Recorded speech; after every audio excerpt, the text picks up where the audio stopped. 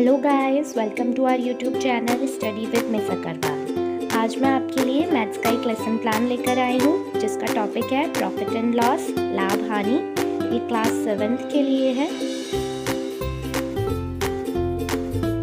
Guys, ये video आपके लिए बहुत ज़्यादा हेल्पफुल होने वाली है। अगर आप बीएड कर रहे हो, डीएलएड कर रहे हो, पीटीसी कर रहे हो या फिर कोई अदर टीचिंग कोर्स कर रहे हो, क्योंकि लेसन प्लान तो आपको बनाने ही बनाने होते हैं। सिर्फ 1, 2 या 3 नहीं, बल्कि आपको पर सब्जेक्ट में 25 से लेकर 30 लेसन प्लान तक बनाने होते हैं। तो guys, please watch the video till the and.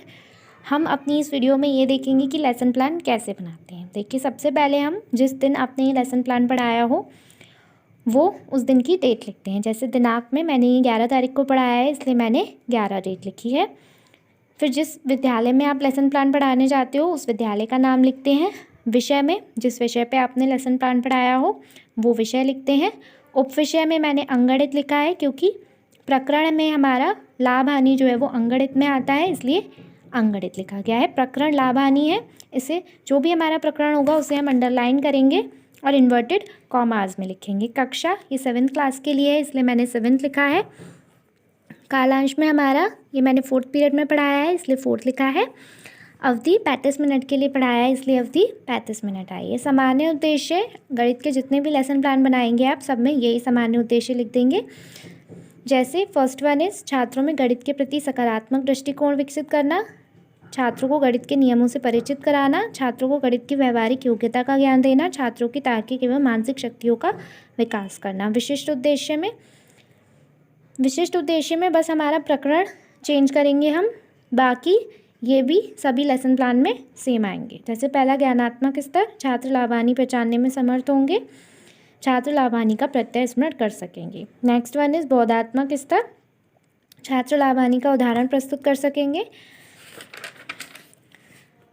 छात्र लाभ हानि की व्याख्या कर सकेंगे। प्रयोगात्मक स्तर, छात्र लाभ हानि के विषय में निष्कर्ष निकाल सकेंगे, छात्र लाभ हानि की परिकल्पना निर्माण कर सकेंगे। पूर्व ज्ञान में छात्र लाभ हानि के विषय में सामान्य जानकारी रखते हैं। प्रस्तावना प्रश्न, अब क्या होता है कि हम जब क्लास में पढ़ाने जाते हैं तो हम बच्चों को पहले से नहीं बताते हैं कि हमारा प्रकरण क्या है। हम उनसे 3 से 4 क्वेश्चंस पूछते हैं और उनके थ्रू हम बच्चों को प्रकरण तक लेकर जाते हैं। हमारा चौथा प्रश्न ऐसा होता है कि छात्र निरुत्तर हो जाए और उस चौथे प्रश्न का उत्तर हमारा प्रकरण हो। जैसे देखिए, किसी वस्तु को यदि 10 रुपये में ख़रीदा और 12 रुपये में बेच दिया तो फ़ायदा हुआ या नुकसान? तो छात्र बता देंगे फ़ायदा हुआ। किसी वस्तु को यदि 12 रुपये में ख़रीदा जाए और 10 रुपये में बेचा जाए तो फ़ायदा हुआ या नुकसान? तो छात्र बता देंगे कि नुकसान हुआ। फ़ायदा और नुकसान को गणितीय भाषा में क्या कहते हैं? लाभ हानि। लाभ हानि ज्ञात करने का सूत्र बताइए। इस पे छात्र निरुत्तर हो जाएंगे और ये हमारा समस्यात्मक प्रश्न हो जाएगा। उद्देश्य कथन में आएगा, छात्रों आज हम लाभ हानि के विषय में अध्ययन करेंगे। जब उद्देश्य कथन में प्रकरण लिखते हैं तो उसे भी अंडरलाइन करते हैं और इन्वर्टेड कॉमास में लिखते हैं। सहायक सामग्री में आता है हमारा कि जिसकी भी सहायता से आपने पढ़ाया है, चाहे चौक हो, डस्टर हो, श्यामपट्ट हो, तो इसमें हम ये भी लिख सकते हैं जैसे चौक, डस्टर, श्यामपट्ट आदि, या फिर आवश्यक कक्षा उपयोगी उपकरण आदि। दोनों ही हमारे ठीक होंगे। अब हमारा आएगा प्रस्तुतिकरण। प्रस्तुतिकरण में पहले शिक्षण बिंदु, फिर उद्देश्य जो अपेक्षित व्यवहार परिवर्तन करना है, तीसरा छात्र अध्यापिका क्रियाएं, चौथा छात्र क्रियाएं, फिर शिक्षण सहायक सामग्री / विधि, मूल्यांकन प्रश्न और श्यामपट्ट कार्य। शिक्षण बिंदु के नीचे हम लिखेंगे लाभ हानि, फिर लिखेंगे छात्र लाभ हानि के विषय में जान सकेंगे। स्पष्टीकरण में जिस मूल्य पर किसी वस्तु को खरीदा जाता है उसे क्रय मूल्य कहते हैं और जिस मूल्य पर किसी वस्तु को बेचा जाता है उसे विक्रय मूल्य कहते हैं। जब क्रय मूल्य विक्रय मूल्य से कम होता है तो लाभ होता है और जब क्रय मूल्य विक्रय मूल्य से अधिक होता है तो हानि होती है। छात्र क्रियाएं में आएगा, छात्र ध्यानपूर्वक देखते व सुनते हैं। शिक्षण सहायक सामग्री में या हम कहें विधि में हमने इसमें व्याख्यान किया है, इसलिए व्याख्यान विधि आएगी। श्यामपट्ट कार्य में जिस मूल्य पर किसी वस्तु को खरीदा जाता है उसे क्रय मूल्य व जिस मूल्य पर वस्तु को बेचा जाता है उसे विक्रय मूल्य कहते हैं। क्रय मूल्य ग्रेटर देन विक्रय मूल्य तो हानि होगी और क्रय मूल्य लेस देन विक्रय मूल्य तो लाभ होगा। अब देखिए, जहाँ पे आपका स्पष्टीकरण खत्म होता है उससे नेक्स्ट लाइन में हम 2 मूल्यांकन प्रश्न लिखेंगे। जैसे पहला लाभ को परिभाषित कीजिए और दूसरा हानि को परिभाषित कीजिए। अब जहाँ पर मूल्यांकन प्रश्न खत्म होते हैं उसके नेक्स्ट लाइन में हम 3 विकासात्मक प्रश्न लिखते हैं और तीसरा प्रश्न हमारा वो होता है जो हमारा नेक्स्ट शिक्षण बिंदु हो। जैसे हमारा नेक्स्ट शिक्षण बिंदु है लाभ हानि ज्ञात करने का सूत्र। ठीक है, तो हमारा थर्ड प्रश्न है वो यही है, लाभ हानि ज्ञात करने का सूत्र बताइए। तो छात्र निरुत्तर हो जाएंगे। इसमें हमने 3 प्रश्न किए हैं, इसलिए प्रश्नोत्तर विधि हो जाएगी। अब हमारा नेक्स्ट शिक्षण बिंदु है लाभ हानि ज्ञात करने का सूत्र। छात्र लाभ हानि ज्ञात करने का सूत्र जान सकेंगे। स्पष्टीकरण में जब क्रय मूल्य विक्रय मूल्य से अधिक होता है तो हानि होती है। हानि का सूत्र होगा हानि बराबर क्रय मूल्य माइनस विक्रय मूल्य। जब क्रय मूल्य विक्रय मूल्य से कम होता है तो लाभ होता है। लाभ बराबर है विक्रय मूल्य माइनस क्रय मूल्य। इसमें हम एक प्रश्न पूछेंगे, किसी वस्तु को 20 रुपये में खरीदा और 18 रुपये में बेचा तो क्या हानि हुई। उत्तर आ जाएगा हमारा ₹2।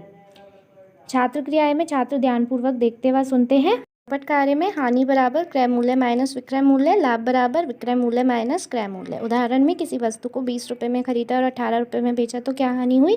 तो उत्तर आया हमारा ₹2। अब स्पष्टीकरण जहाँ खत्म हुआ है उसके नीचे से हम मूल्यांकन प्रश्न लिखेंगे। पहला है लाभ कब होता है बताइए और दूसरा है हानि ज्ञात करने का सूत्र बताइए। अब जहाँ पर मूल्यांकन प्रश्न खत्म हुए हैं उसके नीचे से हम विकासात्मक प्रश्न लिखेंगे।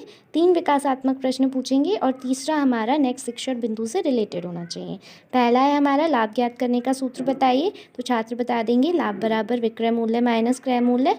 दूसरा है किसी वस्तु को यदि 100 रुपये में खरीदा और 20 रुपये का लाभ हुआ तो वस्तु को किस मूल्य पर बेचा होगा। तो आंसर आ गया हमारा ₹120। तीसरा है लाभ प्रतिशत ज्ञात करने का सूत्र बताइए। इसमें छात्र निरुत्तर हो जाएंगे और हमने 3 प्रश्न किए हैं इसलिए ये प्रश्नोत्तर विधि हो जाएगी। अब हम आते हैं अपने नेक्स्ट शिक्षण बिंदु पर। यह है लाभ प्रतिशत और हानि प्रतिशत ज्ञात करने का सूत्र। छात्र लाभ प्रतिशत और हानि प्रतिशत ज्ञात करने का सूत्र जान सकेंगे। स्पष्टीकरण में लाभ प्रतिशत बराबर लाभ बटे क्रय मूल्य इंटू 100 और हानि प्रतिशत बराबर हानि बटे क्रय मूल्य इंटू 100। उदाहरण में प्रश्न है हमारा, यदि किसी वस्तु को 100 रुपये में खरीदा और लाभ 50 रुपये का हुआ तो लाभ प्रतिशत ज्ञात कीजिए। उत्तर आ जाएगा हमारा 50%। छात्र क्रियाएं में छात्र ध्यानपूर्वक देखते व सुनते हैं।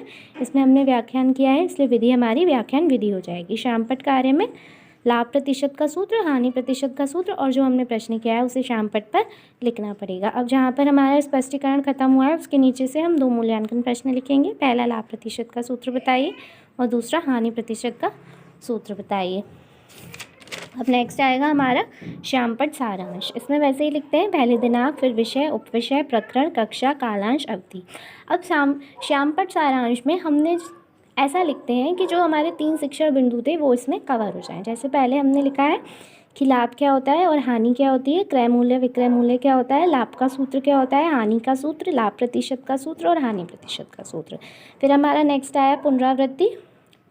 पुनरावृत्ति में हम 2 से 3 प्रश्न करते हैं। पहला है लाभ का सूत्र बताइए, दूसरा हानि का सूत्र बताइए, तीसरा लाभ प्रतिशत का सूत्र बताइए। गृह कार्य में फिर से 2 से 3 प्रश्न या 3 से 4 प्रश्न करते हैं। पहला है हमारा लाभ को परिभाषित कीजिए, दूसरा क्रय मूल्य क्या होता है और तीसरा विक्रय मूल्य क्या होता है। गाइस, आपको आज की वीडियो पसंद आई हो तो वीडियो को लाइक कीजिए, चैनल को सब्सक्राइब कीजिए और बेल आइकन को प्रेस कीजिए जिससे आपको मेरे आने वाली सभी वीडियोस के नोटिफिकेशंस